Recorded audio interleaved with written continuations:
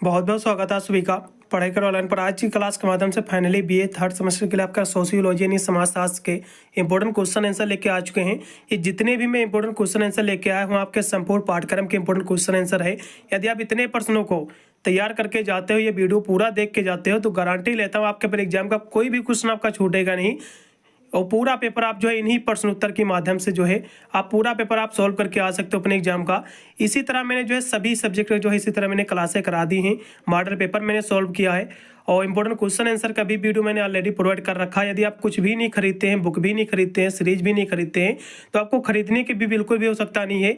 यदि आप मेरा जो है इंपॉर्टेंट क्वेश्चन आंसर का भी वीडियो यदि देख के चले जाते हो तो आप पूरा पेपर आप इसी से सॉल्व करके आ सकते हो, क्योंकि इससे बाहर कोई भी क्वेश्चन आपका पूछा ही नहीं जाएगा। हमारी क्लास इसीलिए थोड़ी सी लेट रहती है क्योंकि मैं प्रॉपर रिसर्च के बाद ही कोई मैं वीडियो अपलोड करता हूँ। इसलिए आज की क्लास के माध्यम से जो हम सोशियोलॉजी की जो इंपॉर्टेंट क्वेश्चन आंसर हम प्रोवाइड कर रहे हैं ये बहुत ही महत्वपूर्ण साबित होगा। और इससे बाहर आप पेपर देने जाइएगा, बाद में आइएगा तो कमेंट करिएगा कि कितने परसेंट पूरा पेपर यदि नहीं आएगा तो बताना। पूरा पेपर आपका इन्हीं से जो है पूरा सॉल्व होगा। कोई भी क्वेश्चन आपको बाहर का एक भी देखने को मिलने वाला नहीं इस बार, इसलिए सभी प्रश्नों को जरूर आपको रट के ही आपको अपना एग्जाम देने जाना है। इसी प्रकार मैंने इसकी सारी क्लासें करा दी हैं, ऑल सब्जेक्ट का, आपका Hindi, English, political science, geography, सभी सब्जेक्ट, इकोनॉमिक्स वगैरह सभी ऑल सब्जेक्ट मैंने कवर कर दिया है। इसकी प्लेलिस्ट का लिंक मैं डिस्क्रिप्शन में दे दूंगा और साथ में इसमें एक आपको पेपर भी पढ़ना रहता है जो कि आपका कंपलसरी का पेपर होता है, जो आपका एमसीक्यू का पेपर होता है, जिसको इसमें आपको पढ़ना पड़ता है, human values and environmental studies. उसकी क्लासें मैंने जो है चैप्टर वाइज मैंने करा दी हैं। आप चाहे तो इसकी चैप्टर वाइज क्लासें देख सकते हैं, उसकी भी जो है प्लेलिस्ट का लिंक मैं डिस्क्रिप्शन में दे दूंगा। आप जाकर उसकी चैप्टर वाइज क्लासें ले सकते हैं। फिर बहुत सारे विश्वविद्यालय के मैंने पेपर को भी सोल्व किया है, आप जाकर उसकी भी जो है इस पेपर की कंपलसरी की भी जो है तैयारी कर सकते हैं। और साथ में मेरे टेलीग्राम को भी ज्वाइन कर लेना। यदि पीडीएफ वगैरह आपको चाहिए तो टेलीग्राम से आसानी से वहाँ से जो आप ले सकते हैं। चलेगा, आज की क्लास के माध्यम से हम सोशियोलॉजी यानी समाजशास्त्र के जो इंपॉर्टेंट क्वेश्चन आंसर पर चर्चा करेंगे। तो सबसे पहले आपको पेपर के यहाँ से आपको नेम देख लेना है। पेपर का आपका नाम है कि भारत में जो है सामाजिक परिवर्तन यानी सोशल चेंज इन इंडिया, तथा जो है आपका जो है यानी social movement and social change in India paper का नाम है, पेपर का टाइटल है। यदि हम इस पेपर की बात करें तो यूपी की जितनी भी विश्वविद्यालय हैं सभी का सिलेबस सेम है, यही पेपर आपको पढ़ना रहता है। और जिस भी विश्वविद्यालय में आपका लिखित की परीक्षा होगी ये सभी विश्वविद्यालय के लिए बहुत ही महत्वपूर्ण साबित होगा। यूपी के लिए तो महत्वपूर्ण है ही, और साथ में बाहर यूनिवर्सिटी के लिए बहुत ही महत्वपूर्ण साबित होगा, जिसमें आपको जो है भारत में जो है सामाजिक परिवर्तन और जो है सामाजिक आंदोलन, यदि आपका भी पेपर का टाइटल सेम है, इसी के अंतर्गत आपको इतना ही पढ़ना है, तो यही क्वेश्चन आपके भी विश्वविद्यालय में आपके छपेंगे, पेपर में आपके आने वाले हैं। चलेगा, आज की क्लास के माध्यम से इंपॉर्टेंट क्वेश्चन आंसर पर चर्चा करेंगे। इसलिए वीडियो में आगे बढ़ूँ उससे पहले सभी से निवेदन है, जो भी विद्यार्थी चैनल पर फर्स्ट से विजिट कर रहा है तो वीडियो को लाइक करके चैनल को जरूर सब्सक्राइब करेगा, क्योंकि मैं इस चैनल पर बीए बीएससी के ऑल सेमेस्टर के एग्जाम की तैयारी कराता हूँ, जिसके अंदर से अपने एग्जाम में आप अच्छे मार्क्स ऑब्टेन कर सकते हैं। चलेगा, हम प्रश्नों पर चल रहे हैं, जो कि इसमें का पहला क्वेश्चन है, जिससे कि आपका पेपर का नाम ही आपका था कि सोशल चेंज। तो सोशल चेंज, इस क्वेश्चन की 100% की गारंटी है। ये क्वेश्चन कम से कम आपको 15 से 20 नंबर आप लिख के रख लो कि सोशल चेंज से रिलेटेड आपके 20 नंबर इसी से आपका फंसेगा। तो इस क्वेश्चन को आपको सही से तैयार करना है। सोशल चेंज होता क्या है, इसकी परिभाषा क्या है, इसका जो है विषय क्षेत्र क्या है, इसकी विशेषता क्या है, इसके उद्देश्य क्या है, तो ये सारी चीज़ जो है एग्जाम में पूछेगा। तो चलेगा, हम सोशल चेंज क्या होता है, इसको हम सामाजिक परिवर्तन कहते हैं, इसके बारे में हम चर्चा करेंगे।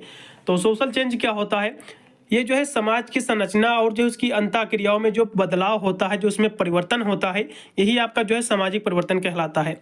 यानी जो एक बहुत सारी यहाँ से परिभाषा दी हुई है, अब ऐसा भी कह सकते हो कि जो सामाजिक संरचना जो होती है जिसमें सभी लोग रहते हैं, चाहे उनके आचार विचार में बदलाव हो या फिर उसके रहन सहन में बदलाव हो, जो उनकी अंतःक्रियाएं भी हो सकती हैं, तो इन सभी में या फिर रहन सहन में जो बदलाव होता है, तो ये जो बदलाव होता है चाहे उनका क्रियाओं में हो या फिर सामाजिक ढांचे में उसके बदलाव हो, तो यही आपका जो है सामाजिक परिवर्तन कहलाता है। यहाँ से गिन्सबर्ग की भी इसकी परिभाषा दी, उन्होंने कहा है कि सामाजिक परिवर्तन से जो है हमारा तात्पर्य सामाजिक ढांचे में परिवर्तन होना है, अर्थात जो है समाज के आकार, इसके विभिन्न अंगों के बीच में जो है संतुलन, अथवा जो है समाज के जो है संगठन में, जो उसका समाज का जो संगठन है कम्युनिटी का, तो इसमें जो चाहे व्यवहार में बदलाव हो या फिर उसमें होने वाला जो परिवर्तन होता है, चाहे उनकी अंतःक्रियाएं हों, तो इसमें जो बदलाव होता है, उसमें जो परिवर्तन होता है, यही आपका जो है सामाजिक परिवर्तन कहलाता है। तो इतनी आपको परिभाषा आपको लिख देना है। क्वेश्चन बहुत ही महत्वपूर्ण, एग्जाम में फंसेगा जरूर, ठीक है।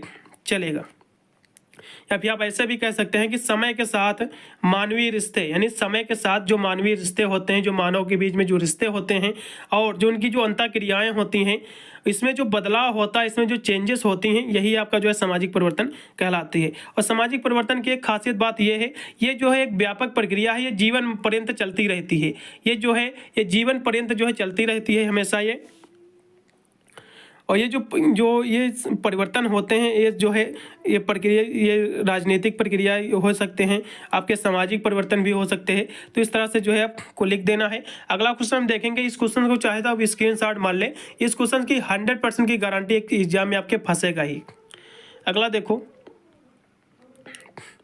और भी बहुत सारी परिभाषा यहाँ से, जैसे कि किंसले ने परिभाषा दी थी सामाजिक परिवर्तन की, कि सामाजिक परिवर्तन से पराय है उन परिवर्तनों से है जो सामाजिक संगठन और जो है समाज की संरचना और जो इसके कार्यों से उत्पन्न होते हैं। यानी सामाजिक जो कह सकते हैं जो परिवर्तन होता है, ये जो है सामाजिक संगठन जो होता है, समाज की जो संरचना होती है और समाज में जो कार्य होते हैं जो मानव के द्वारा किए जाते हैं, उसके जो व्यवहार होते हैं, तो इसमें जो बदलाव होता है, इसमें जो चेंजेस होती हैं, यही आपका सामाजिक परिवर्तन कहलाता है। तो सामाजिक परिवर्तन की आपको हेडिंग तैयार करना है, इसकी परिभाषा तैयार करना है, यह 100% फंसेगा। फिर अगला देखो, सामाजिक परिवर्तन की प्रकृति, ये भी क्वेश्चन एग्जाम में पूछा जाएगा।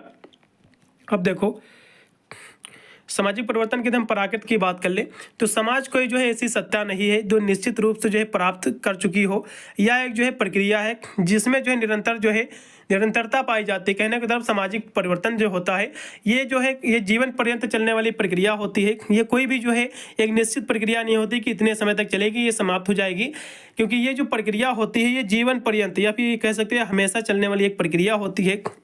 और आज जो परिवर्तन का जो है स्वरूप समाज में है और वह जो है कल नहीं रहेगा। और यही नहीं, यानी कहने को मतलब आज जो परिवर्तन हुआ है, ऐसा नहीं कि ये कल भी रहेगा, कल यानी आने वाले समय में और भी इसमें परिवर्तन होगा और भी इसमें चेंजेस होगी। और जो है विभिन्न समाज में भी जो है परिवर्तन की प्रकृति में जो है भिन्नता पाई जाती है। यानी जो समाज होता है बहुत सारी भिन्नता भी पाई जाती है इसमें। और जो है और साथ में सभी समाज में जो है पर्याप्त परिवर्तनशीलता का जो है साक्षी इतिहास है। जैसे कि जो है वैज्ञानिक अनुसंधान अन्वेषणों में वृद्धि हो रही है, वैसे वैसे जो है सामाजिक परिवर्तन की गति में भी जो है तीव्र वृद्धि हो रही है। और यातायात के साधनों में जैसे कि वृद्धि हो रही है, सभी चीज़ों में जो कहीं ना कहीं बदलाव हो रहा है। तो ये सब इसी प्रकार आपको लिख देना है।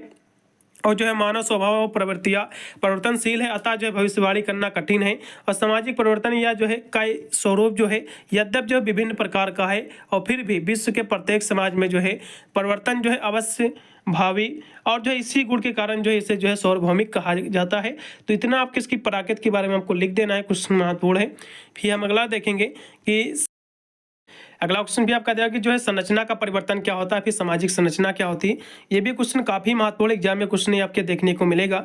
चलेगा, हम इसके बारे में भी जो हम देखेंगे कि सामाजिक जो है ये जो है संरचना क्या होती है।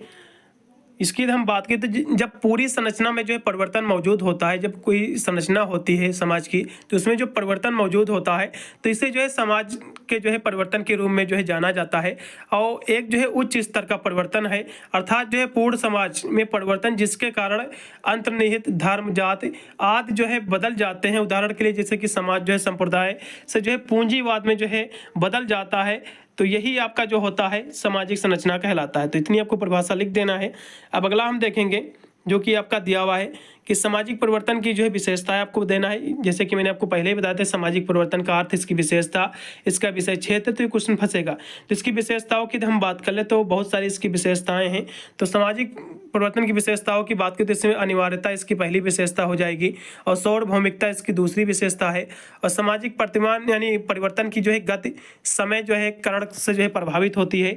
और सामाजिक परिवर्तन की हम विशेषताओं की बात करते हैं जो है ये निरंतर चलने वाली प्रक्रिया है, ये भी इसकी विशेषता हो जाएगी। जटिलता ये भी इसकी प्रक्रिया है। और भविष्यवाणी करना जो है असंभव है, क्योंकि भविष्यवाणी करना क्यों असंभव है, क्योंकि ये जो परिवर्तन होता, मान लो आज ये कोई चेंजेस हुआ है तो हो सकता है अगले दिन भी आने वाले समय में वही परिवर्तन नहीं होगा, उसमें और भी चेंजेस होंगी और भी उसमें बदलाव किया जाएगा। तो इसकी भविष्यवाणी करना बहुत ही कठिन है कि इसकी जो है जो परिवर्तन आज हुआ है ये आने वाले समय में यही परिवर्तन रहेगा, क्योंकि ये जो निरंतर चलने वाली प्रक्रिया है इसमें कभी भी जो है किसी समय जो है परिवर्तन हो सकता है, किया जा सकता है। और देखो सामुदायिक परिवर्तन भी इसमें है, और जो है एक सापेक्ष धारणा, ये सारी जो है इसकी विशेषताएं हैं सामाजिक परिवर्तन की। अब अगला हम क्वेश्चन देखेंगे सामाजिक जो है अंतःक्रिया क्या होती है। क्वेश्चन काफ़ी महत्वपूर्ण है, अब इसको हम देखेंगे। क्वेश्चन ये भी बहुत ही महत्वपूर्ण है। चलेगा। सामाजिक अंतःक्रिया और जो है सामाजिक परिवर्तन में जो एक अटूट संबंध है। सामाजिक जो अंतःक्रिया है और जो सामाजिक परिवर्तन जो आपका सोशल चेंज होता है, इन दोनों के बीच बहुत ही घनिष्ठ संबंध है, फिर अटूट संबंध है। और किसी भी जो है समूह के व्यक्तियों ने जब चेतना युक्त संपर्क होता है, यानी किसी भी जो व्यक्तियों के जो समूह होते हैं, इसमें जब कोई चेतना युक्त जब संपर्क होता है तो हमें जो है सामाजिक अंतःक्रिया जो है इसे कहते हैं। यानी जो है जब किसी समूह के व्यक्तियों में जो है जब चेतना युक्त जब संपर्क होता है इनकी अंतःक्रियाओं में, तो जो है सामाजिक अंतःक्रिया इसको हम कहते हैं। तो इतनी परिभाषा आपको लिख देना है। और जो है यदि संपर्क केवल जो है भौतिक है तो इससे जो है सामाजिक संबंधों का निर्माण नहीं हो सकता है। यदि जो है सद्भावपूर्ण और सहयोग के लिए होती है तब जो है कुछ तनावपूर्ण और जो है भेदभाव की जो है भावना से जो है होती है। दोनों ही स्थितियों में जो है सामाजिक संबंधों में जो परिवर्तन होता है, यही आपका जो है सामाजिक अंतःक्रिया, यही कह सकते हो सामाजिक अंतःक्रिया हो या फिर सामाजिक परिवर्तन हो, दोनों एक ही चीज़ होती हैं। ठीक है, चलेगा।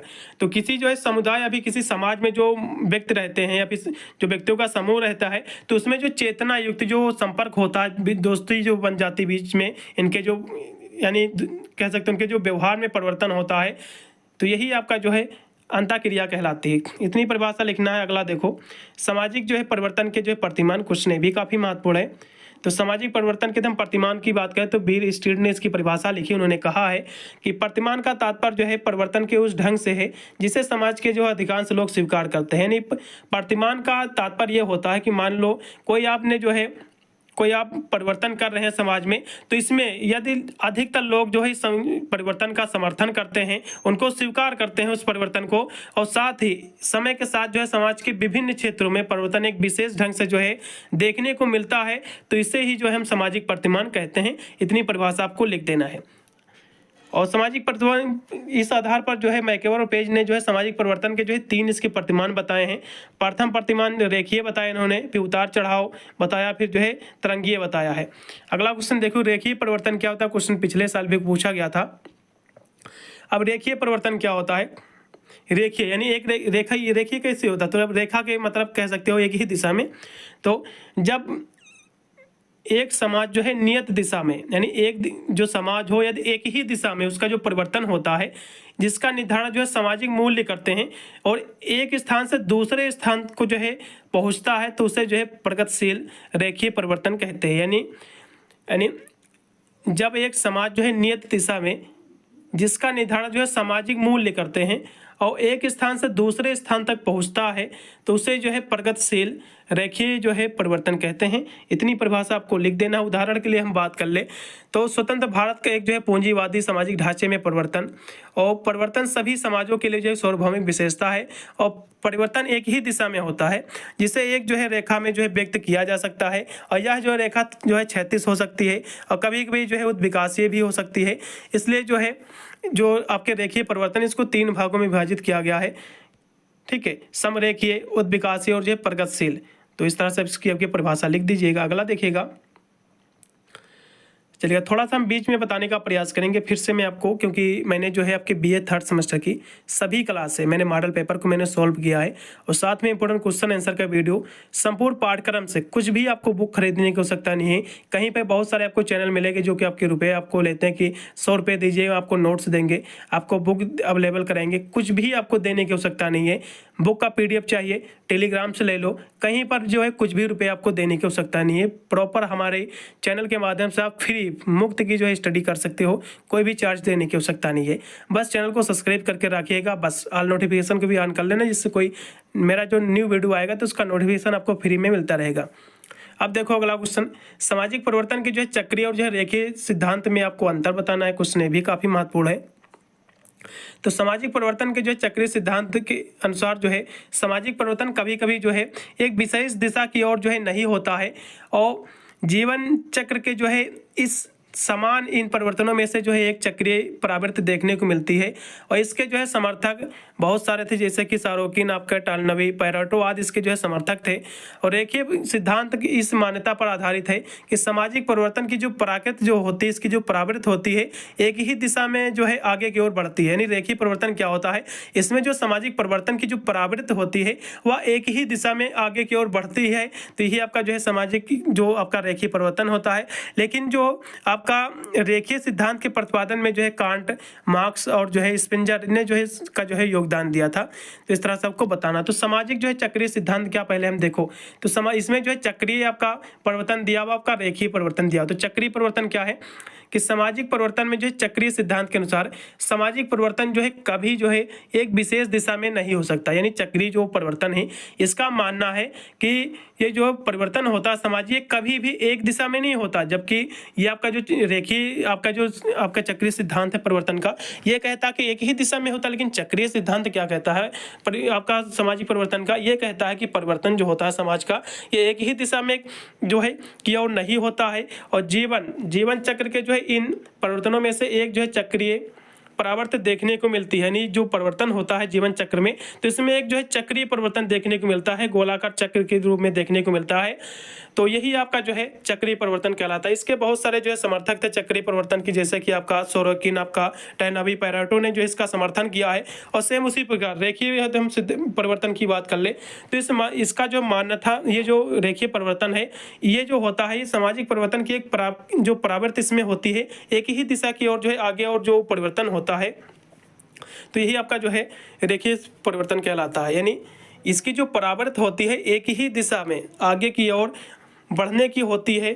तो ये आपका जो है रेखीय आपका जो है सिद्धांत या फिर परिवर्तन का सिद्धांत कहलाता है। इसके जो प्रतिपादक आपके इमोल कांट थे, मार्क्स आपके थे, स्पिंजर और हाबहाउस जो है इसका समर्थन किया है इस सिद्धांत का।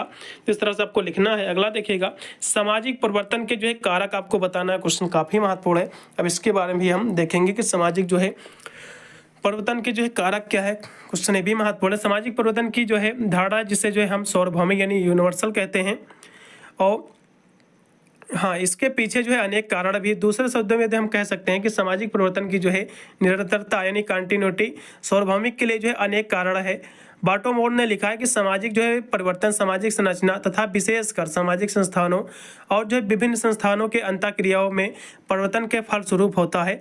तो यही जो है सामाजिक परिवर्तन कहलाता है। और सामाजिक संरचना संस्थाओं में जो परिवर्तन लाते हैं उनके परिणाम स्वरूप सामाजिक परिवर्तन होता है। और जो है सामाजिक परिवर्तन के प्रमुख हम कारण की बात करें तो सामाजिक आपका इसमें प्राकृतिक या भौगोलिक या फिर जैविक, प्रौद्योगिकी और जो है सांस्कृतिक, ये सारे जो है इसके कारक हैं। तो आपको लिख देना है, चलेगा। सामाजिक परिवर्तन की जब भी पूछेगा तो सबसे पहले इसकी परिभाषा लिखोगे, फिर इसके कारक लिखोगे। सामाजिक जो ढांचा होता है उसमें जो परिवर्तन होता है, चाहे व्यक्तियों की अंतःक्रियाएं हो उनकी या फिर उनके जो व्यवहार हो, तो उसमें जो चेंजेस होते हैं, जो परिवर्तन होता है, ये आपका सामाजिक परिवर्तन होता है। इसके कारक की बात करें तो प्राकृतिक कारण है, भौगोलिक है, प्राकृतिक या जो भौगोलिक या फिर जैविक और प्रौद्योगिकी और सांस्कृतिक इसके जो है प्रमुख कारण है, इसके परिवर्तन के जो है कारक हैं। अगला देखो, प्रौद्योगिकी क्या है, इसका अर्थ आपको स्पष्ट करना। क्वेश्चन काफ़ी महत्वपूर्ण है। अब इसके हम अर्थ के बारे में हम चर्चा करेंगे।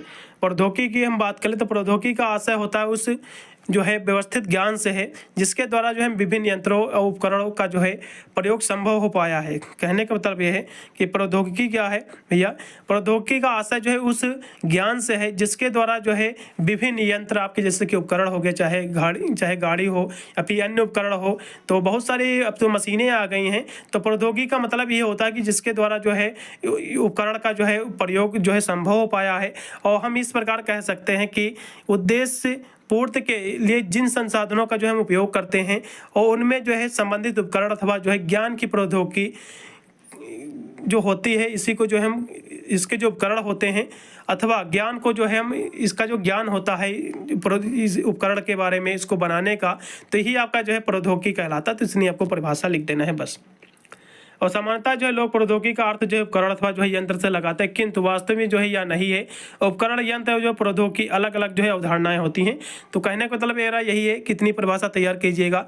प्रौद्योगिकी का आशय जो है उस व्यवस्थित ज्ञान से है जिसके द्वारा विभिन्न यंत्रों तथा उपकरण का जो है प्रयोग संभव हो पाता है।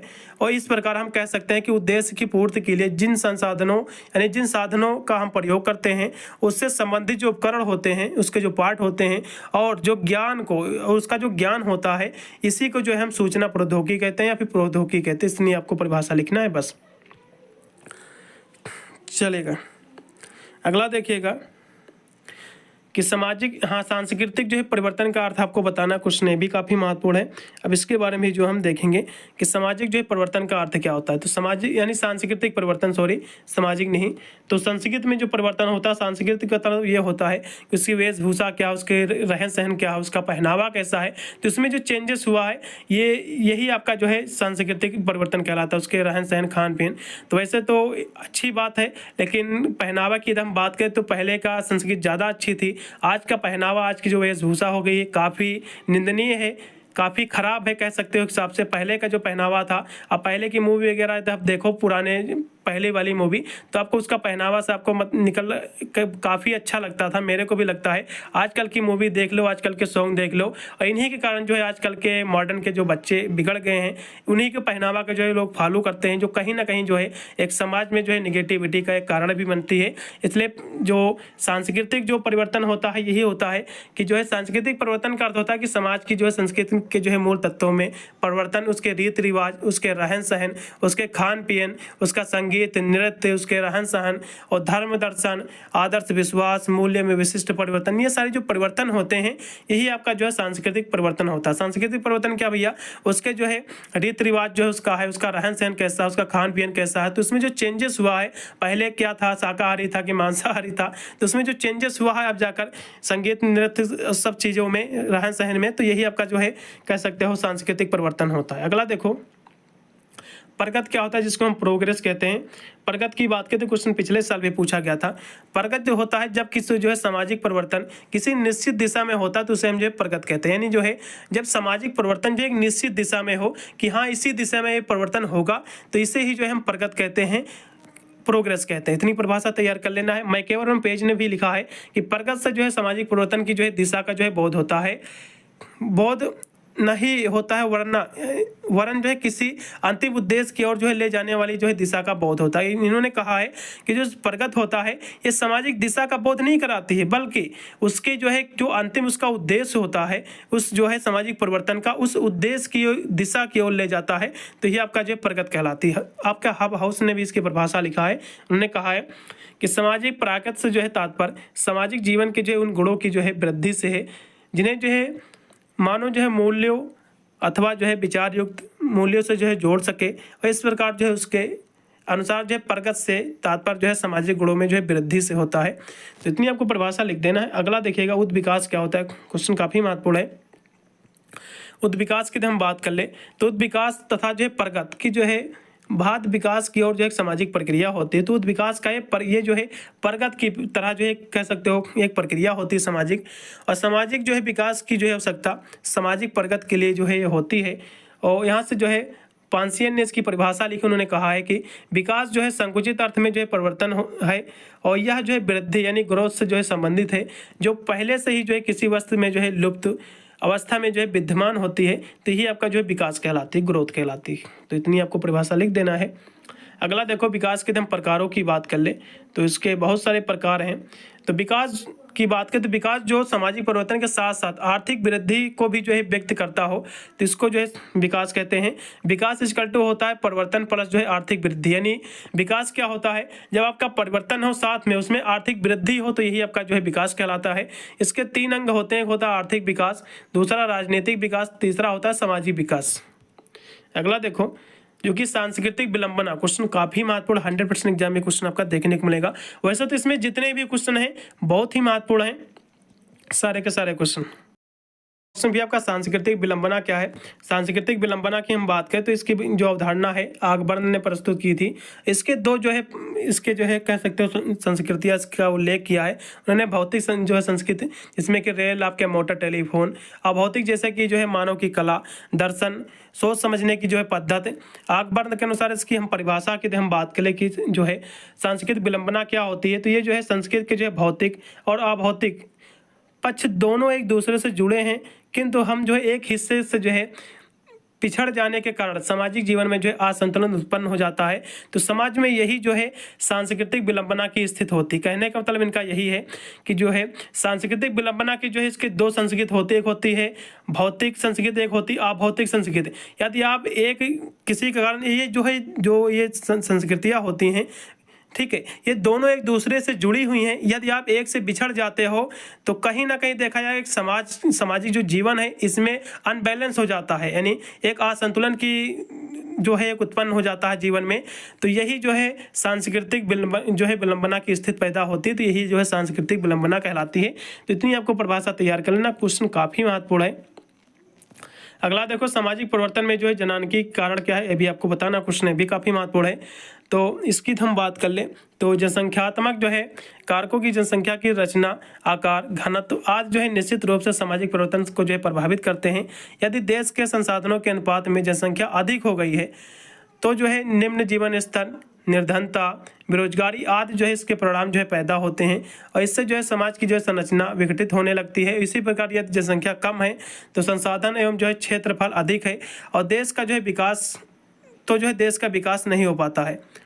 और अतः जो है सामाजिक परिवर्तन में जो है जनसंख्यात्मक आपका कारकों का जो है प्रभाव आपका निर्विवाद है। तो इतनी आपको परिभाषा लिख देना है। अगला देखो, सूचना प्रौद्योगिकी क्या है उसको हम देखेंगे। क्वेश्चन ये काफ़ी महत्वपूर्ण है, पिछले साल भी क्वेश्चन आपका पूछा था कि जो है सूचना प्रौद्योगिकी क्या होता है। देखो,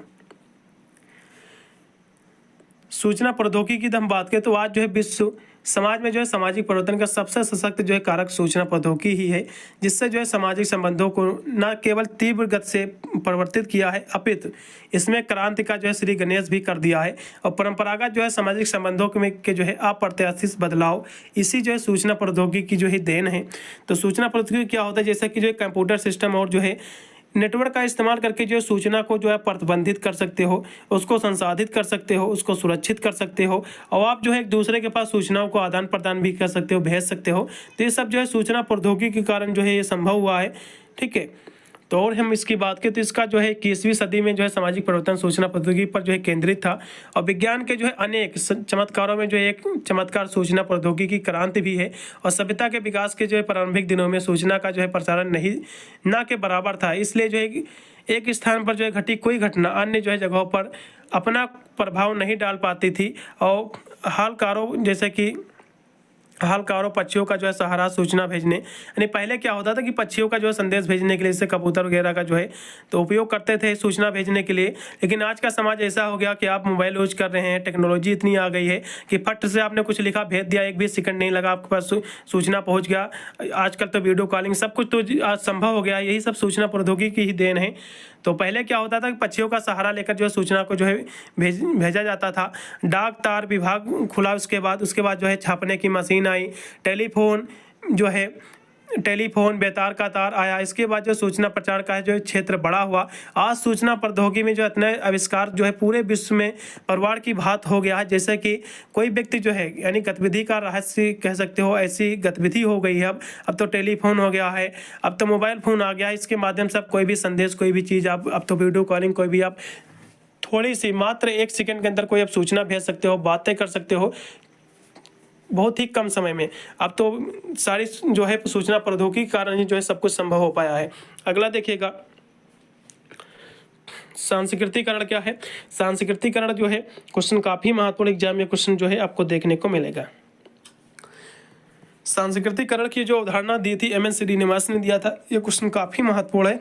अब देखो सांस्कृतिकरण क्या है, इस पर हम थोड़ा सा चर्चा करेंगे, क्वेश्चन एग्जाम में फंसेगा 100%।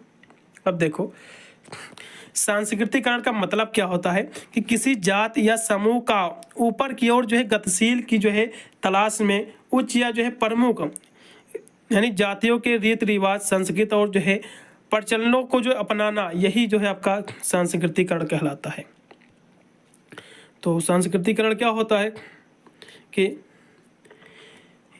ये सांस्कृतिकरण की प्रक्रिया के अंतर्गत जो है निम्न जाति का सदस्य अथवा जो है वह जो है जाति अपने से उच्च जाति के व्यवहार प्रतिमान का जो है अनुकरण इसलिए करती है। कहने का मतलब है ये सांस्कृतिकरण क्या होता है, मान लो कोई निम्न जाति का व्यक्ति है, कोई आदमी है छोटी कास्ट का या फिर कह सकते हो जिसका नीचे जाति का, तो वह व्यक्ति यदि जो है अपने जाति से जो ऊंचे जात वाले व्यक्ति हैं उसकी जो है सारी क्रियाएं फॉलो करे, उसके रीति रिवाज को फॉलो करे, उसके जो रहन सहन के फॉलो करे, तो ये जो है यही सांस्कृतिकरण कहलाता है, ताकि उसकी जो है परिस्थिति उच्च हो जाए। कहने मतलब जब वो उच्च वाले व्यक्ति की जो है सारी स्थितियां फॉलो करेगा, उसका रहन सहन फॉलो करेगा, उसकी रीति रिवाज फॉलो करेगा, उसका रहन सहन कैसा है, खान पीन कैसा है, तो ये सब चीज़ें जब फॉलो करेगा फिर उस स्थिति को प्राप्त कर लेगा, तो यही आपका जो है सांस्कृतिकरण कहलाता है। और सांस्कृतिकरण की प्रक्रिया जो है यद्यपि प्राचीन है, फिर भी इस अवधारणा और जो है शब्द का जो है समाजशास्त्री विवेचन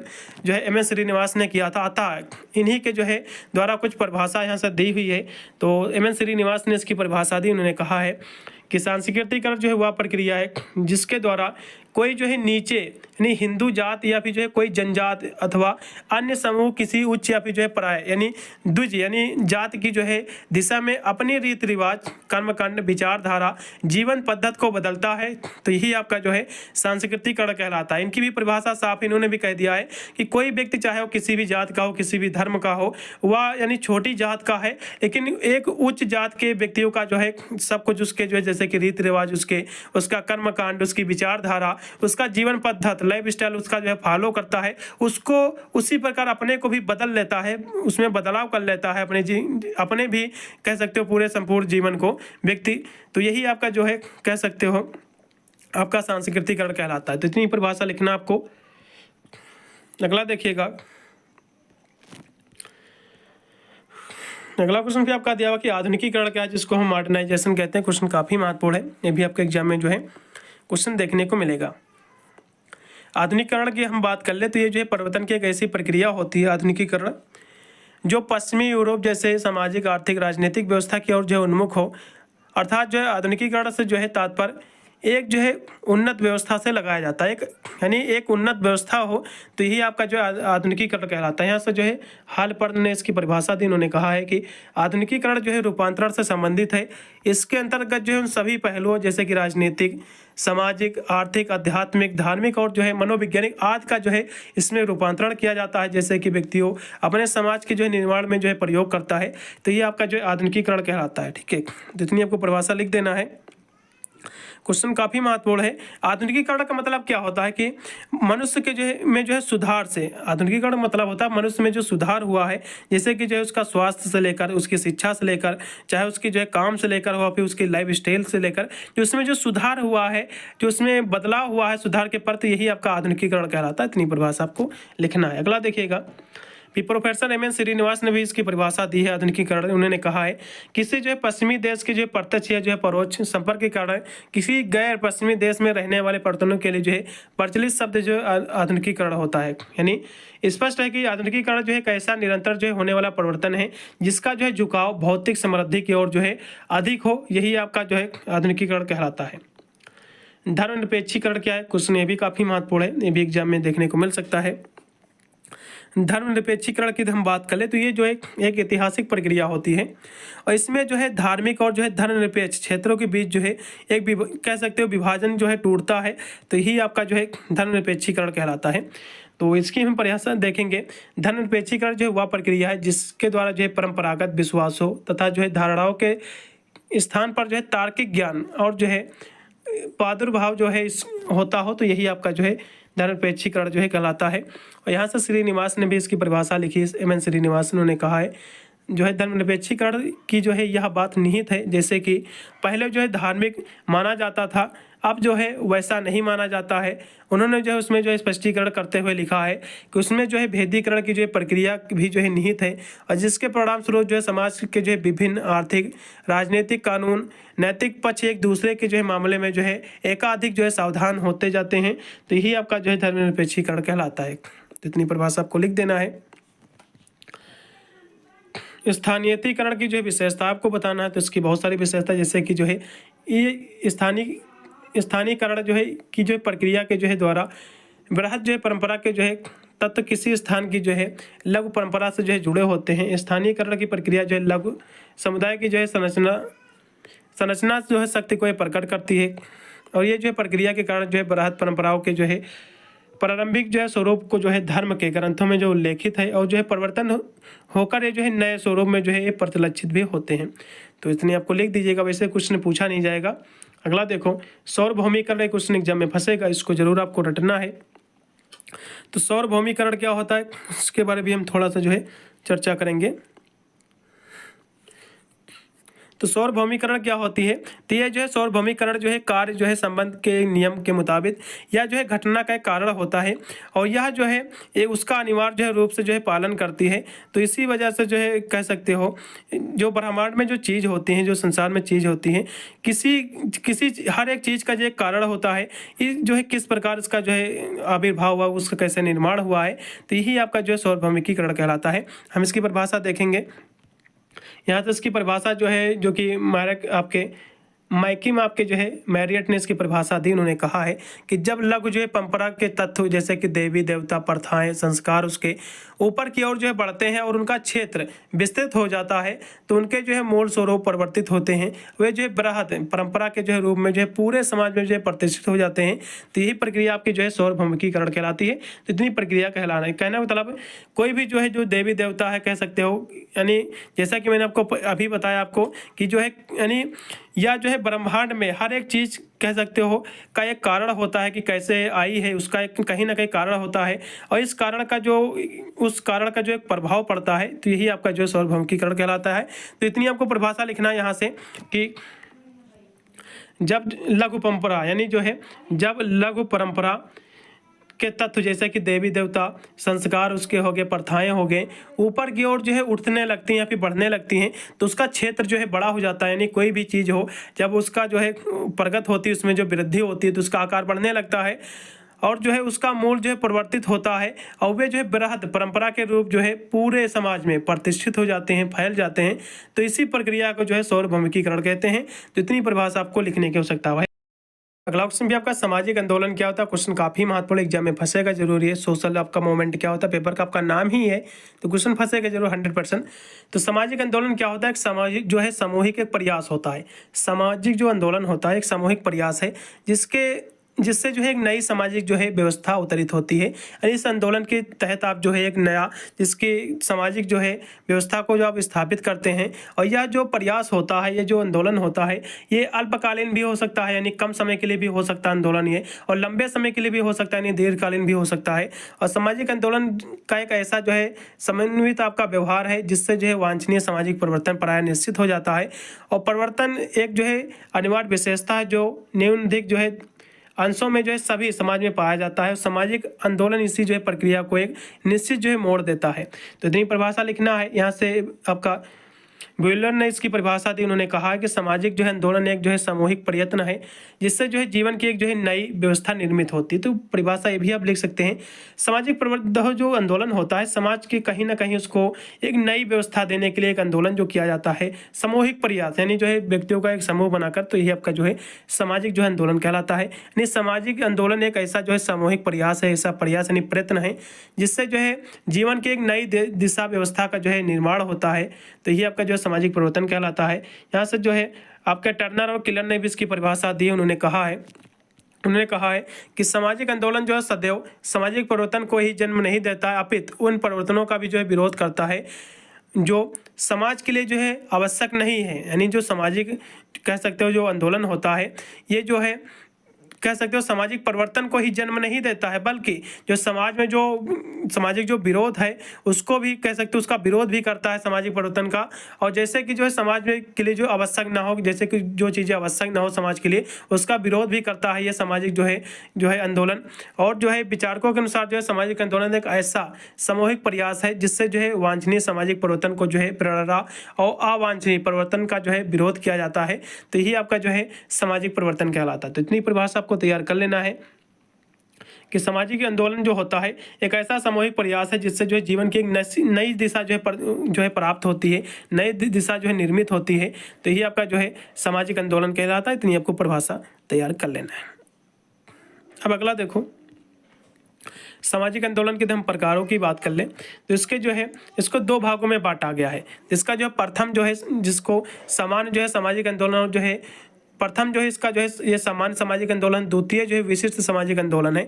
तो विशिष्ट सामाजिक आंदोलन को जो है पुनः दो भागों में बांटा गया है। इसमें जो है प्रथम क्रांतिकारी सामाजिक आंदोलन है और जो है दूसरा जो है सुधार आंदोलन है। और इसके अतिरिक्त जो है अन्य प्रकार के भी जो है और भी जो है होता है, जिसमें जो है धार्मिक आंदोलन हो गया, शोभा आचार आंदोलन हो गया। तो ये सारे जो है आपके आंदोलन हो सकते हैं। अगला देखो, सुधार आंदोलन का उद्देश्य क्या है? क्वेश्चन काफी महत्वपूर्ण है।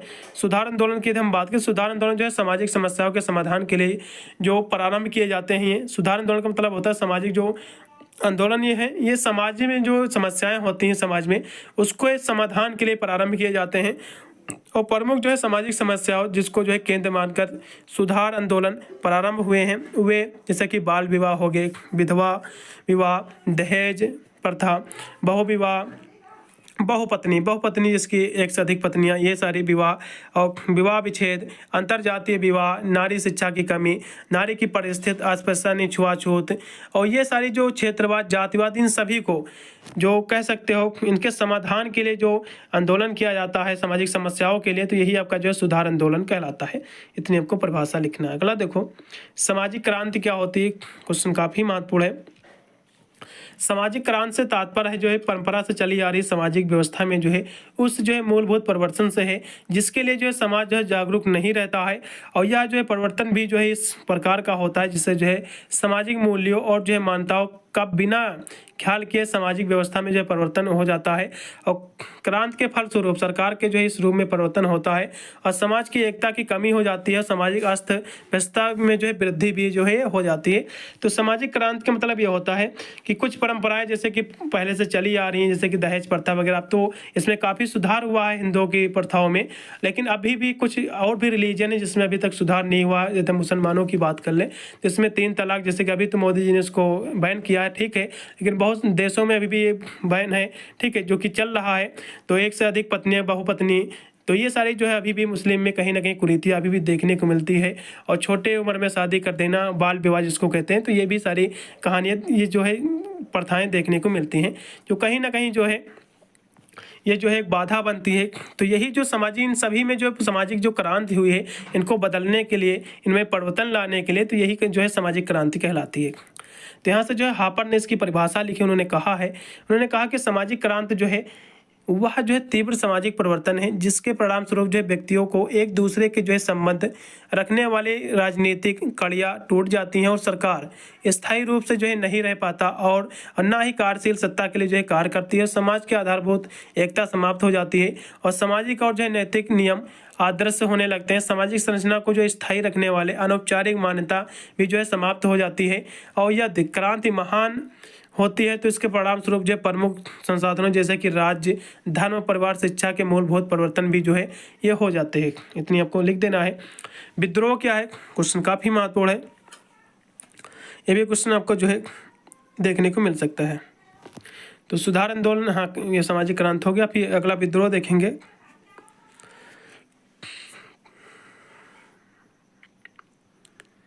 चलेगा, तो सामाजिक क्रांति आपका हो गया, चलेगा। सामाजिक क्रांति का थोड़ा सा और भी हम बताने का प्रयास करेंगे। सामाजिक जो संरचना और वर्ग व्यवस्था में जो तेज और जो है मौलिक जो बदलाव होता है, इसे ही जो है हम सामाजिक क्रांति कहते हैं। इसमें जैसे कि राजनीतिक भी हो सकते हैं, कुछ धर्म से संबंधित भी जो है बदलाव हो सकते हैं, जैसे कि मैंने आपको बताया था, कुछ प्रथाएं वगैरह। अब अगला देखो, विद्रोह क्या है? विद्रोह की हम बात करें तो विद्रोह क्या होता है? क्वेश्चन काफी महत्वपूर्ण। तो विद्रोह जो है किसी भी जो है एक ऐसा आदेश या फिर ऐसा कानून जिसे समाज के लोग जो है अपने हित के लिए नहीं पाते हैं, यानी ऐसा कोई आदेश हो जाए कानून के द्वारा जो जिससे व्यक्ति जो है असहमत उनको प्रकट हो कि ये जो है अच्छा नहीं कार्य कर रही सरकार, और उसका विद्रोह करने लगे व्यक्ति, तो ये जो आपका विद्रोह कहलाता है। जैसे कि आपने वक्त बिल आपने सुना होगा, वक्त की जो जमीन है, यानी जो यहाँ के मुस्लिम थे जो चले गए थे छोड़कर अपनी जमीन पाकिस्तान में रहने, तो ये जो जमीन थी वक्त बोर्ड को दे दी गई थी। लेकिन यदि हम बात करें दे दी गई तो अच्छी बात, लेकिन वहाँ के जो हिंदू छोड़ के चले आते अपनी जमीन, उसको वहाँ की गवर्नमेंट ने ले लिया था। तो यहाँ भी गवर्नमेंट यही चाह रही है कि इस जो है जमीन को वक्त बोर्ड की जो है गवर्नमेंट के हाथ में होनी चाहिए, और होनी भी चाहिए, क्योंकि अच्छी बात है। क्योंकि यदि वहाँ की गवर्नमेंट ने ले लिया था तो यहाँ की गवर्नमेंट भी जो है ऐसी ही होनी चाहिए और उसको भी यही कार्य करनी चाहिए। तो इसके विद्रोह में जो व्यक्ति विद्रोह कर रहे हैं इसका कि वक्फ बोर्ड की जमीन जो है सरकार को नहीं लेनी चाहिए, तो यही आपका विद्रोह कहलाता है। कोई भी मान लो आंदोलन आंदोलन ले लो, कोई भी जैसे कि चीज़ें लागू हो जाए तो उसके बाद जो विद्रोह होने लगता है तो यही आपका विद्रोह होता है। जो जनता को अच्छा ना लगे, ऐसा कोई कानून पास हो जाए जो जनता को अच्छा ना लगे, जिससे जो है व्यक्तियों को जो है असंतुष्टि या फिर कह सकते हो असहमति प्रकट हो उनकी, तो यही आपका विद्रोह करने लगे उसके प्रति, तो यही आपका जो है विद्रोह कहलाता है। अगला देखो, राज विद्रोह क्या होता है? क्वेश्चन काफी महत्वपूर्ण है। जन समुदाय द्वारा जो है सरकार के लोकतांत्रिक कार्य के विरुद्ध किया गया व्यवहार जो है राज विद्रोह कहलाता है। यानी जो है जन समुदाय द्वारा सरकार के लोकतांत्रिक कार्यों के विरुद्ध, लोकतांत्रिक कार्य यानी जो है जैसा कि लोकतांत्रिक देश है भारत, और उसके पक्ष यानी जो है जो सरकार ने कह दिया जो लोकतंत्र में लिखा है उसके विद्रोह यदि काम कर रहे हैं कुछ लोग, ठीक है, तो उसको राज विद्रोह कहा जाएगा। अगला देखो कि जो है परत आंदोलन क्या होता है? क्वेश्चन काफी महत्वपूर्ण है।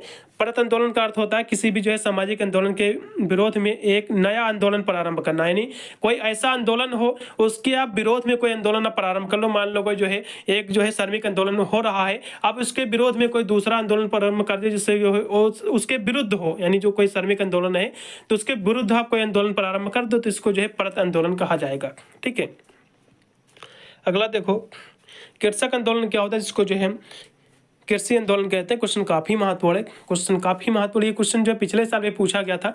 ये सारे आंदोलन जो है एग्जाम में फंसेंगे जरूर, इनको जरूर आपको तैयार कर लेना है। आपके एग्जाम में क्वेश्चन आपको देखने को 100% आपको मिलेंगे, यही चलेगा।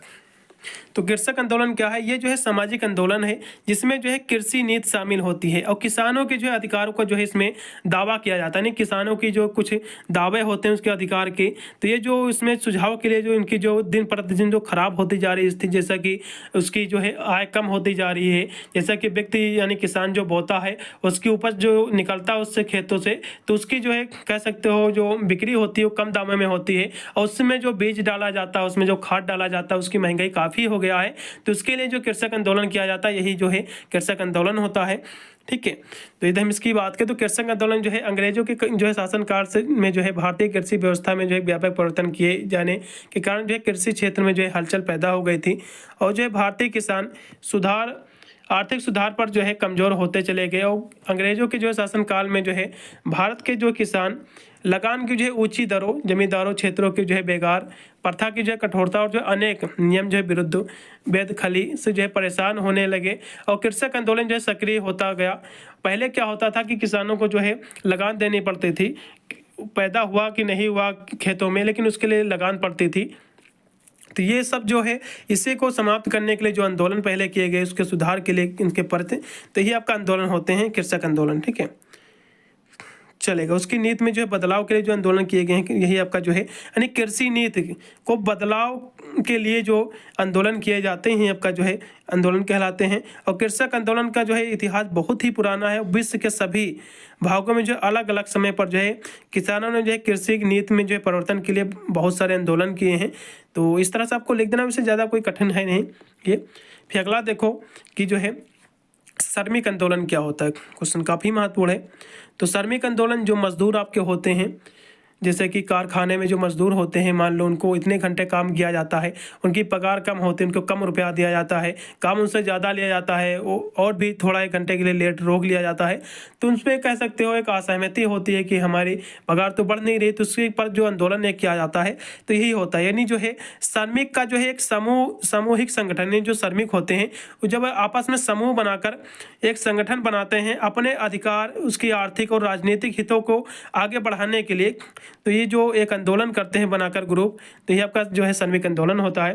जैसे कि कारखाना अधिनियम के अंतर्गत जो है कार्यों के जो है घंटों का पालन करना, कारखाने के अंदर जो है काम करने की दिशा का जो है आवश्यक सुधार, और जो है औद्योगिक विवाद के कारण जो है सामूहिक जो है सौदेबाजी की व्यवस्था, तालाबंदी का विरोध, आवश्यकता अनुसार जो है हड़ताल की चेतावनी, बाहर कार्यों के जो है अंतर्गत जो है श्रमिकों के लिए जो है उचित रहन सहन की व्यवस्था, श्रमिकों के जो है आश्रितों के लिए जो है उचित व्यवस्था की यानी शिक्षा की व्यवस्था, और श्रम आंदोलन श्रमिकों के लिए जो है कारखानों के अंदर जो है कारखानों के बाहर जिन जिन आवश्यकताओं की पूर्ति के होनी चाहिए, तो ऐसी जो कंडीशन होती है इसके लिए जो कह सकते हो होनी चाहिए, इसके लिए जो आंदोलन किए करते हैं श्रमिक लोग, जो मजदूर लोग, तो यही आपका श्रमिक आंदोलन आपका होता है।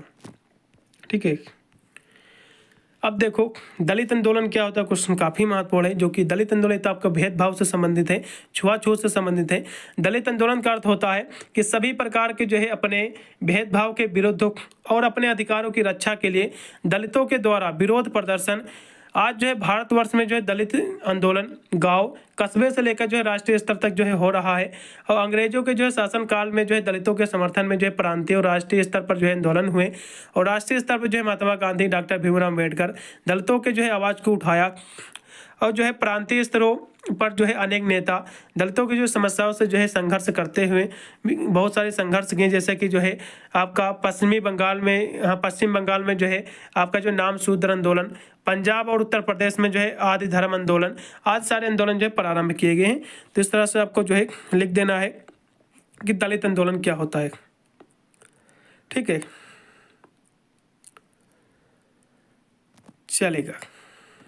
अगला देखो महिला आंदोलन क्या होता है, क्वेश्चन काफ़ी महत्वपूर्ण, 100% एग्जाम में फंसेगा। महिला आंदोलन की बात करें तो 20वीं सदी के जो है प्रारंभ से ही जो है महिलाओं की स्थिति में जो है उसकी समस्याओं के समाधान के लिए समाज सुधारकों ने जो अपने अपने ढंग से जो है कार्यक्रम बनाकर उनकी दिशा में जो है सुधार करने का प्रयास किया। महिला आंदोलन में जो है पुरुष का भी योगदान रहा है और कुछ जो है जो अग्रणी महिलाओं ने जो है स्वतः अपने प्रयासों से जो है महिलाओं की समस्याओं का समाधान के लिए प्रयास किया। कुछ महिलाएं भी जैसे कि ब्रह्म समाज, आर्य समाज, प्रार्थना सभा, यानी बेसेंट थियो आपका साफिकर सोसाइटी आदि का जो है सहयोग महिला आंदोलन में ही रहा है।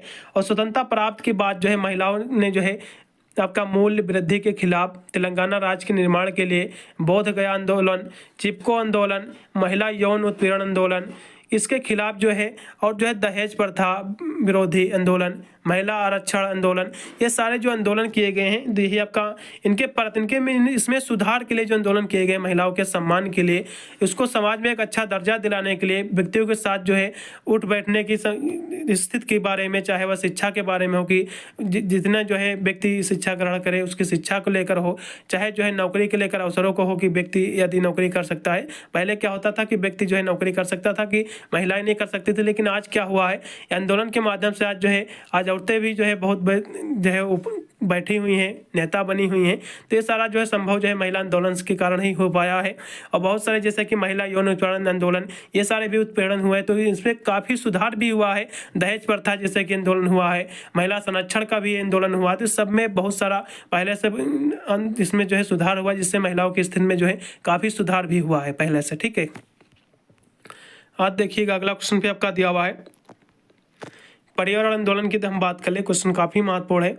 तो पर्यावरण आंदोलन की हम बात करें, क्वेश्चन ये भी महत्वपूर्ण एग्जाम में फंसेगा।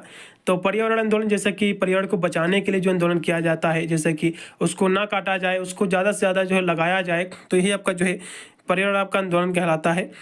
तो ये जो पर्यावरण आंदोलन जो होता है एक सामाजिक आंदोलन इसको आप कह सकते हो, जिसमें जो है पर्यावरण के संरक्षण के लिए लोग जो है समूह बनाकर या फिर जो है गठबंधन बनाकर जो है कार्य को करते हैं और जो है पर्यावरण के जो नुकसान के योग्य जो चीज़ है इसको समाप्त करते हैं।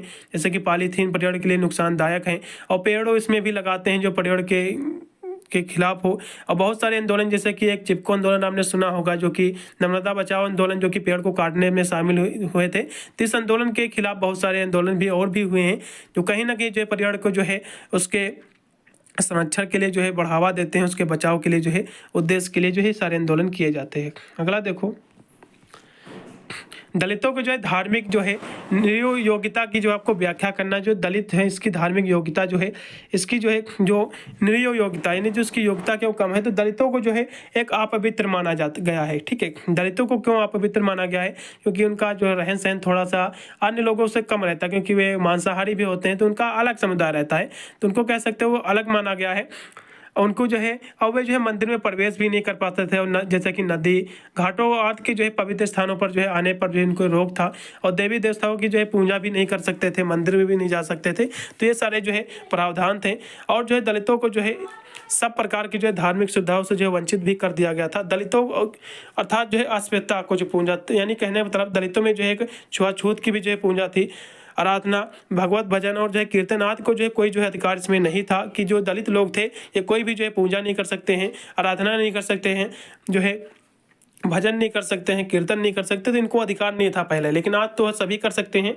और जो है दलितों को जो है जन्म से जो है अपवित्र माना जाता है। कहने मतलब दलित जो होते थे पहले, आप दलित के घर में पैदा हुए तो आपको जो है दलित ही माना जाएगा, आप पवित्र आपको माना जाएगा। आप दूसरे बड़े यानी ब्राह्मण या फिर जो है क्षत्रिय आपके उसके यहाँ के जो है ना तो उसको आप बर्तनों को छू सकते हैं, ना ही उसके जो है आप जो है बैठ सकते हो उसके साथ, और ना ही जो है कह सकते हो उसके जो है कुएं का पानी पी सकते हो, ना ही उसके नल का पानी पी सकते हो। तो ये सारी सुविधा पहले जो है सारी जो है छुआछूत पहले ज़्यादा देखने को मिलती थी। अब इसमें काफ़ी सुधार हुआ है, लेकिन अभी भी गांव में ये सारी जो है कह सकते हो थोड़ी ना थोड़ी मात्रा में अभी भी ये देखने को मिलती हैं। अगला देखो, तलाक या फिर जो है विवाह विच्छेद का क्वेश्चन भी महत्वपूर्ण है। विवाह विच्छेद से अपराध है अपनी पत्नी के जो है वैवाहिक संबंधों का जो है सामाजिक और जो है कानूनी रूप से जो है समापन हो जाना, यही आपका जो है तलाक कहलाता है। यानी हिंदू समाज में जो है पति पत्नी के जो वैवाहिक संबंधों का जो है विच्छेद यानी अधार्मिक माना गया है। यानी तलाक जो है हिंदू में वैसे तो अधार्मिक माना गया है, ये जो है तलाक जो है मुस्लिम में प्रचलित शब्द है, जिसमें जो है कह सकते हो उसके संबंधों को जो है एक कानूनी रूप से जो है समापन हो जाता है तलाक के माध्यम से। तो यही आपका जो है तलाक होता है। अगला देखो, अगला जो है जनसंख्या तथा जो है क्रांति से आप क्या समझते हैं, क्वेश्चन काफी महत्वपूर्ण एग्जाम में क्वेश्चन देखने को मिल सकता है, तो इसको हम देखेंगे।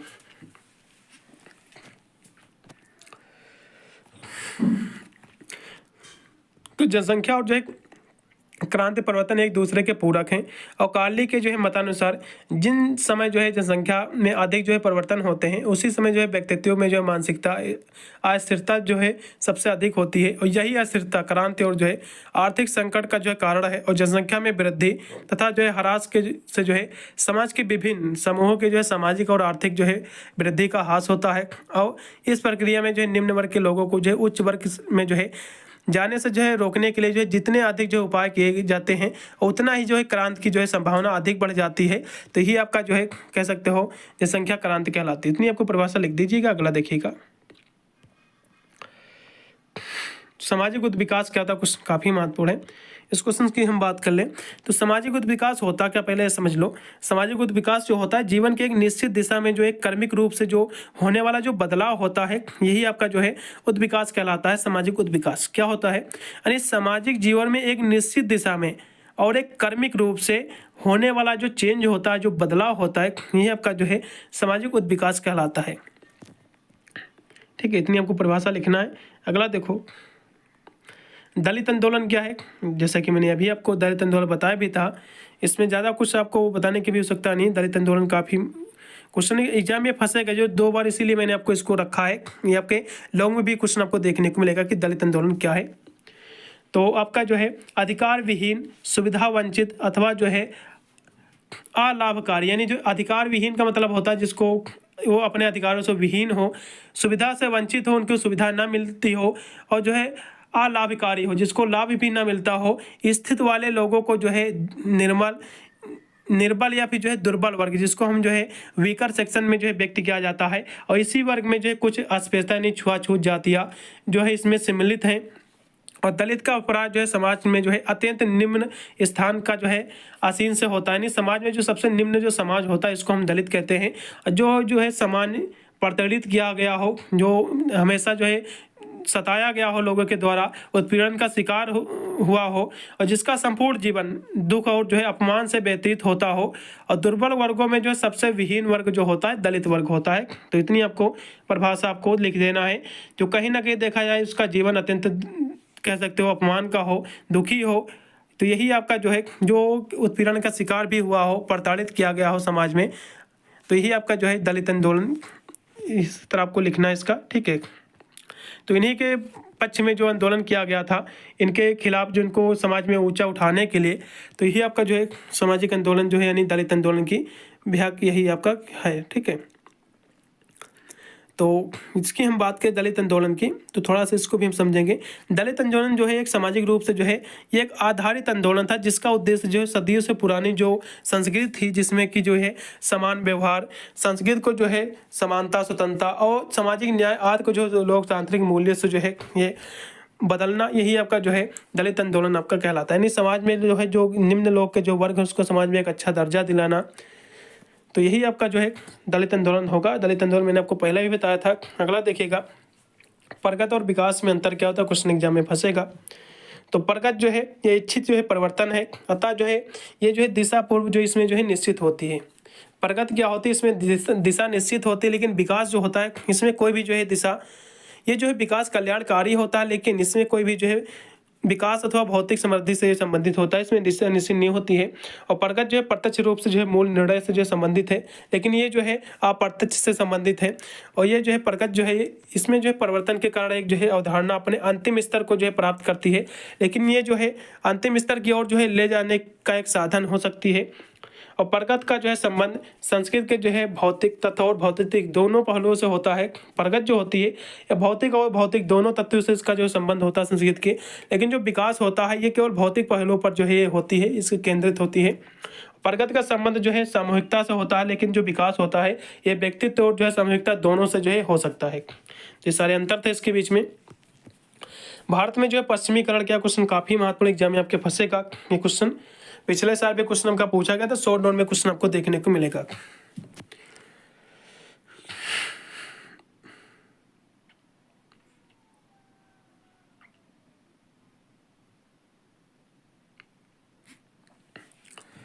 चलेगा, पश्चिमीकरण देखिएगा।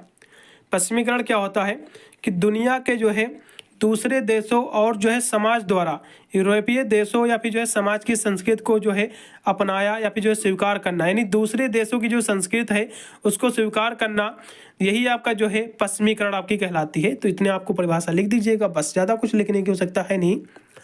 तो पश्चिमीकरण का तात्पर्य होता है जो है भारतीय समाज के जो है सामाजिक सांस्कृतिक जीवन में जो है उत्पन्न होने वाले उन परिवर्तनों से है जो प्रौद्योगिकी विभिन्न संस्थाओं विचारधाराओं और जो है सामाजिक मूल्यों से संबंधित होते हैं। तो यही आपका जो है पश्चिमीकरण कहलाता है। तो इतनी परिभाषा आप लिख दीजिएगा। और भी आगे लिखा हुआ दूसरी बात यह भी है कि पश्चिमीकरण का तात्पर्य जो है केवल अंग्रेजी समाज के जो है विशेषताओं का ही नहीं बल्कि भारत में प्रसार होना नहीं, बल्कि इसका अर्थ होता है केवल विशेषताओं की स्वीकृति देना और जो भारत के परंपरागत सामाजिक जीवन में जो है विद्यमान नहीं था, और जो इन विशेषताओं का जो मूल स्रोत जो है कोई दूसरा देश हो सकता है, यानी दूसरे देशों की संस्कृति का जो है कॉपी करना उसकी कह सकते हो, उसमें उससे जो है उसकी कह सकते हो उसको अपनाना, यही आपका जो है पश्चिमीकरण कहलाता है। जैसे कि मैंने आपको पहले ही बताया था, इसका जो है यानी भारत में जो है परिवर्तन की प्रक्रिया को जो है श्रीनिवास ने जो है पश्चिमीकरण कहा है। तो आप लिख दीजिएगा, आपको अपने हेडिंग अनुसार भी लिख सकते हैं, इसकी परिभाषा कोई ज़्यादा कठिन भी नहीं है, ठीक है। चलेगा, थोड़ा सा यहाँ से हम देखेंगे जो कि आपका दिया हुआ है। तो इस प्रक्रिया का जो आरंभ जो है भारतीयों और जो है अंग्रेजों के संपर्क में आने से जो है फलस्वरूप हुआ था। अंग्रेज जो है अपने साथ जो है नए प्रौद्योगिकी संस्थाएं, ज्ञान, विश्वास, आध्यात्मिक मूल्य को लेकर यहाँ आए थे, और इसके प्रभाव से जो है भारत में कुछ जो है परिस्थितियाँ उत्पन्न हो गई जो इतिहास से पहले कभी नहीं जो है आई थी।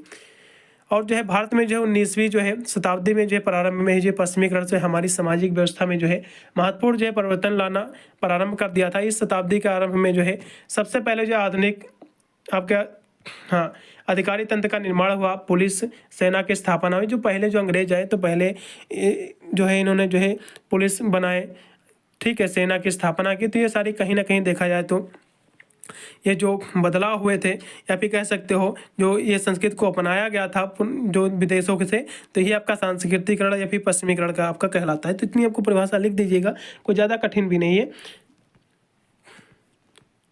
चलिए अगला क्वेश्चन हम देखेंगे कि सांस्कृतिकरण ये क्या होता है। क्वेश्चन काफ़ी महत्वपूर्ण, इसके बारे में थोड़ा सा हम जो है विस्तृत में चर्चा करेंगे। भी आपका सांस्कृतिकरण क्या है, क्वेश्चन काफी महत्वपूर्ण है। सांस्कृतिकरण की बात करें तो एम एन श्रीनिवास के अनुसार जो है समान रूप से जो है सांस्कृतिकरण जो है एक जाति को जातीय स्तर में ऊंचा पद प्राप्त करने के जो है योग्य बनाता है। यानी कोई व्यक्ति कोई निम्न जात का वर्ग का व्यक्ति है तो वह जो है किसी ऊंचे व्यक्ति के वर्ग को जो है फॉलो करता है, उसके रीति रिवाज, उसका रहन सहन, उसका खान पीन, तो उसको फॉलो करता है, उसकी स्थिति को प्राप्त भी कर लेता है। तो यही आपका सांस्कृतिकरण कहलाता है।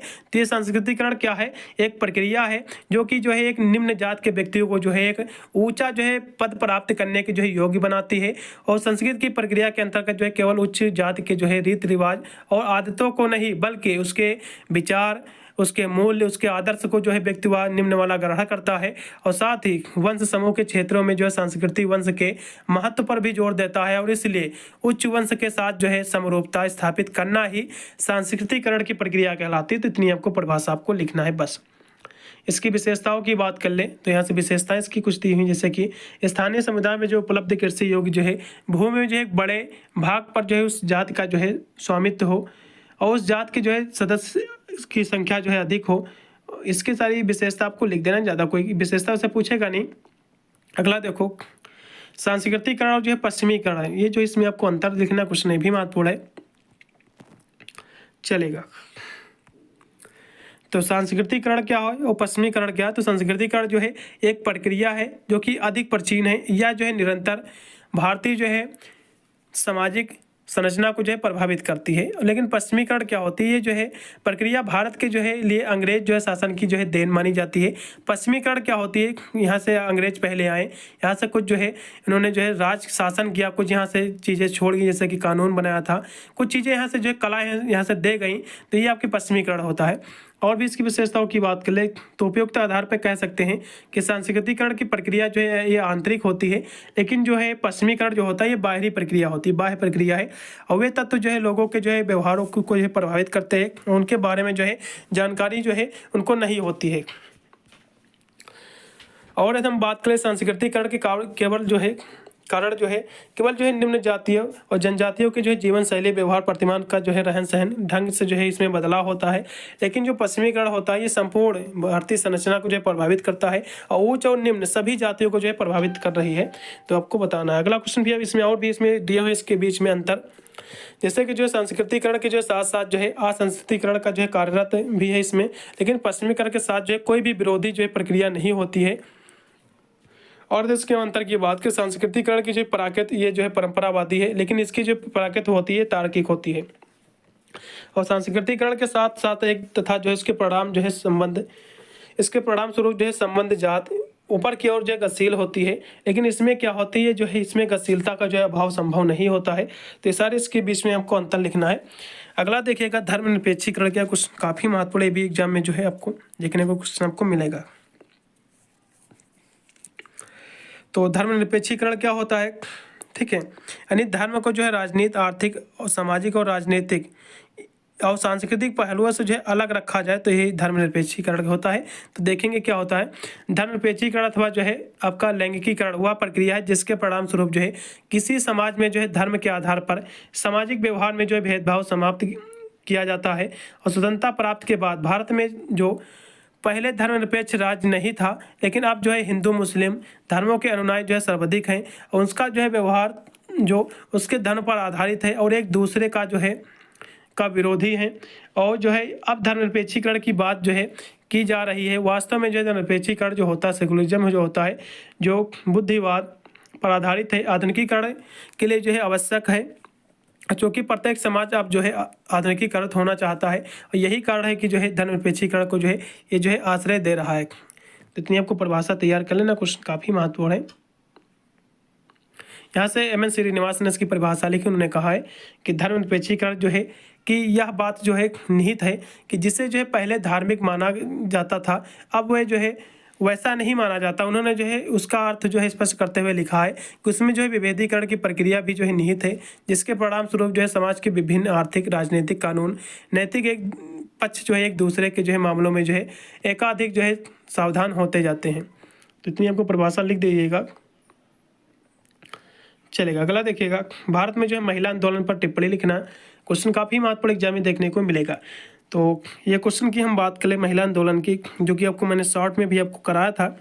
तो महिलाओं के अधिकार, महिलाओं के अवसर को बढ़ाने के लिए जो प्रयास किया गया है, तो यही आपका महिला आंदोलन कहलाता है।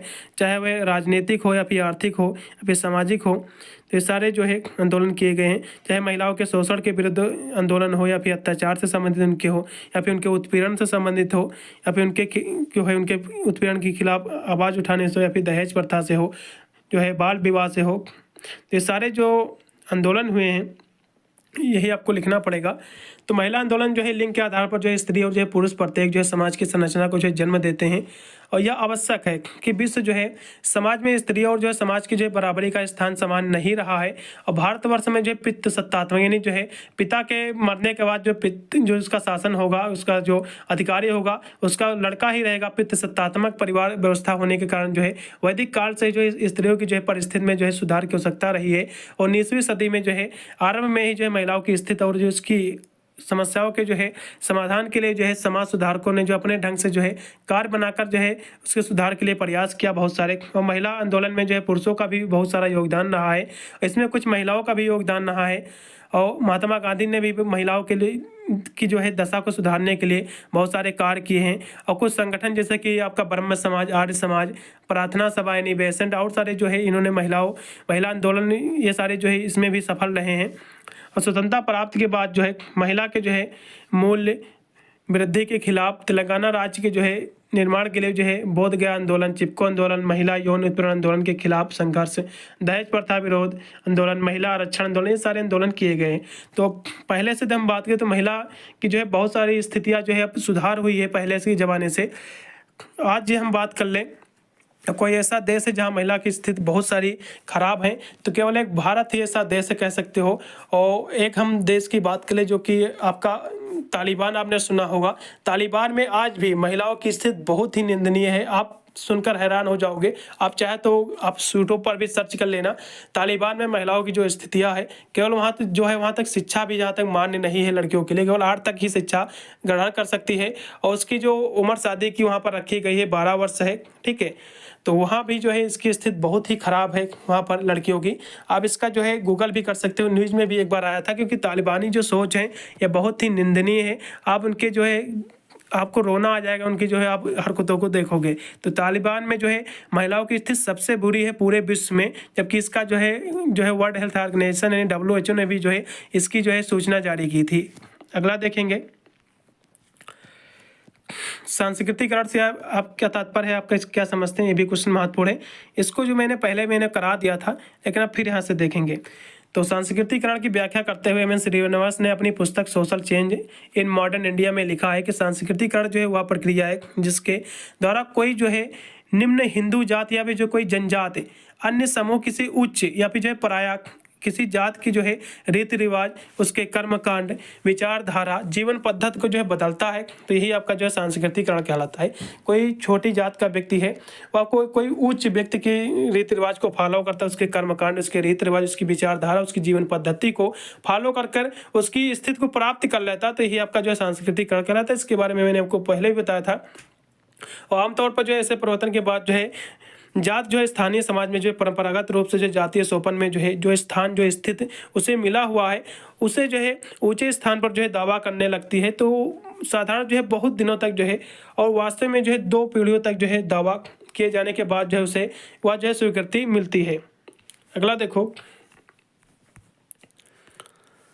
वैश्वीकरण से क्या तात्पर्य, क्वेश्चन एग्जाम में फंस सकता है, इसको हम देखेंगे। क्वेश्चन काफी महत्वपूर्ण है, ठीक है।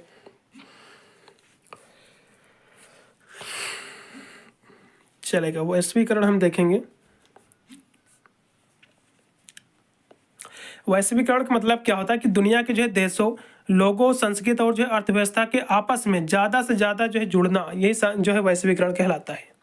तो वैश्वीकरण से तात्पर्य होता है विश्व की जो है अर्थव्यवस्थाओं में जो है एकीकरण की जो है प्रक्रिया से प्रत्येक देश और जो है अन्य देशों के साथ जो वस्तु, सेवा, पूंजी तथा जो है बौद्धिक आपदा संबंधी जो आदान प्रदान ही जो है वैश्वीकरण कहलाता है। तो जो एक देश से दूसरे देश में जो पूंजी से जो आदान प्रदान होता है, एक्सपोर्ट इंपोर्ट होता है, चाहे वो वस्तुओं का हो या फिर जो है उसकी पूंजी का हो, ठीक है। तो ये सारे जो आदान प्रदान होते हैं तो यही आपका वैश्वीकरण कहलाता है। और वैश्वीकरण जो है तभी संभव होता है जब ऐसे आदान प्रदान के मार्ग में किसी देश द्वारा अवरोध उत्पन्न न हो। और ऐसे कई अंतर्राष्ट्रीय संस्था जो है संचालित हैं जिसके द्वारा जो है देश का जो है विश्वास है और साथ ही समान नियम के जो है अनुशासन में रहकर जब सभी देश अपने व्यापार को जो है तथा अपने निवेश का संचालन करते हैं तो यही आपका वैश्वीकरण कहलाता है। तो वैश्वीकरण का मतलब था जो एक्सपोर्ट इंपोर्ट होता है वस्तुओं का, यही आपका कहलाता है, ठीक है। अगला देखो, मैथ्स का जो है जनसंख्या संबंधी सिद्धांत काफी क्वेश्चन महत्वपूर्ण एग्जाम में फंसेगा। तो इसके हम सिद्धांत की हम बात कर ले तो मल्थस ने जो है 1798 में जो जनसंख्या के सिद्धांत पर एक जो है एक लेख लिखा है, एक एस्से इन्होंने लिखा है। तो an essay the principle of the population जो है 1798, इस सिद्धांत का के अनुसार हम देखेंगे तो इसका प्रतिपादन इन्होंने किया था। और मल्थन ने जो है अपना यह सिद्धांत जो है अनेक तत्कालीन परिस्थितियाँ, प्रचलित जो है आशावादी विचारों और अपने जो यूरोपीय देशों के जो भ्रमण के दौरान जो विभिन्न देशों की जनसंख्या का विकास गहन अध्ययन किया उन्होंने, फिर इसका जो प्रतिपादन किया सिद्धांत का। उन्होंने जो यूरोपीय देशों की जो बढ़ती हुई जनसंख्या तथा जो उससे उत्पन्न दुष्परिणाम को जो है अंकित होकर उसकी जनसंख्या संबंधी विचार का प्रतिपादन किया। उसे ही जो है मल्थन का जो है जनसंख्या संबंधी सिद्धांत जो है कहा जाता। तो ये मल्थन जो थे इन्होंने जो है बहुत सारे देशों की भ्रमण किया, यात्रा किया, तो इन्होंने जो है उसी के निष्कर्ष पर एक सिद्धांत का प्रतिपादन किया, जनसंख्या सिद्धांत का। जनसंख्या जो बढ़ रही है उससे क्या समस्या उत्पन्न होगी, उसका क्या दुष्परिणाम रहेगा, तो इसी को जो है इन्हीं का जो है सिद्धांत कहा जाता है। इतनी आपको परिभाषा लिखना है। भाई इतने ही क्वेश्चन थे, ज़्यादा क्वेश्चन नहीं थे, पूरे मैंने क्वेश्चन करा दिए। भाई इतने ही क्वेश्चन आपको तैयार करके जाना है, ज़्यादा क्वेश्चन नहीं है। इतने क्वेश्चन आप तैयार करके जाते तो पूरा पेपर आपका सॉल्व हो जाएगा। यदि आप पेपर देखना चाह रहे हो कैसा मेरा पेपर आएगा तो मॉडल पेपर मैंने सॉल्व किया है इसका, ठीक है। आप जाकर प्ले लिस्ट में इसको जरूर वॉच कीजिएगा। मिलता हूँ वीडियो के लिए, तब तक सभी को thank you for watching this video.